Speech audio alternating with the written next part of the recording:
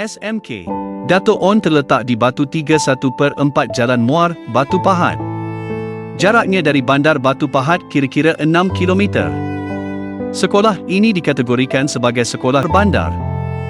Tahun 1966, nama asal SMK Dato' On ialah Sekolah Menengah Rendah Kebangsaan Bagan Batu Pahat. Ditubuhkan pada 1 Januari 1966. Sekolah ini menumpang di dua bangunan Sekolah Kebangsaan Bagan Batu Pahat, Cawangan C yang terletak di Batu 5.5 Jalan Batu Pahat ke Muar. Pada awal penubuhannya, sekolah ini hanya mempunyai 2 orang guru, iaitu seorang guru besar, Tuan Haji Muhammad Yunus bin Haji Ibrahim, dan pembantunya Encik Abdul Razak bin Ismail. Jumlah guru bertambah seramai 5 orang kerana pertambahan bilangan pelajar. Oleh kerana tiada kaki tangan sokongan, maka segala urusan pejabat dikelolakan oleh guru besar dan 6 orang guru tersebut. Tahun 1968, nama Sekolah Menengah Rendah Kebangsaan Bagan Batu Pahat telah ditukar kepada Sekolah Menengah Dato' On. Lokasi barunya terletak di Batu 3/4, Kilometer 6, Simpang 5, Mukim 3 Peserai, Batu Pahat. Nama Dato' On diabadikan untuk sekolah ini kerana mengenang jasanya yang telah berjaya mendamaikan antara kaum dalam peristiwa berdarah pada zaman Bintang 3. Sehingga tahun 2011, SMK Dato' On mempunyai 9 blok bangunan. SMK Dato' On mempunyai pakej pembelajaran yang lengkap dari pendidikan khas, vokasional, arus perdana hinggalah tingkatan 6 dengan jumlah murid seramai 1,308 orang. Luas keseluruhan kawasan sekolah ini lebih kurang 16 ekar. Pengetua pertama, Tuan Haji Muhammad Yunus bin Ibrahim, 1 Januari tahun 1966 hingga 29 April tahun 1980. Pengetua kedua, Tuan Haji Abdul Wahid bin Abdul Rahman, 15 Jun 1980 hingga 9 Jun 1982. Pengetua ketiga, Puan Hajah Zaharah binti Haji Ismail, 10 Jun 1982 hingga 15 Februari 1986.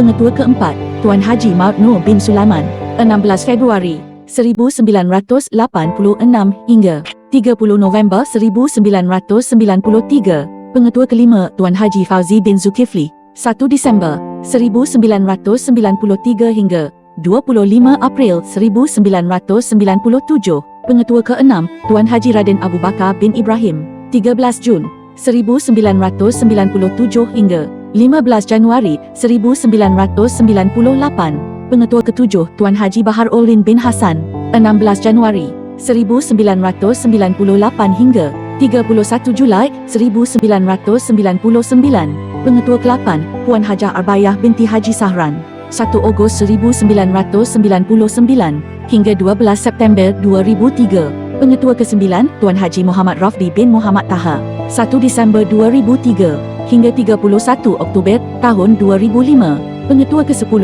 Encik Zamri bin Sapran, 1 November 2005 hingga 15 September 2007. Pengetua ke-11, Tuan Haji Yasman bin Jamsil, 16 September 2007 hingga 16 Jun 2011. Pengetua ke-12, Puan Hajah Salbiah binti Maskan, 21 Jun 2011 hingga 14 April 2014.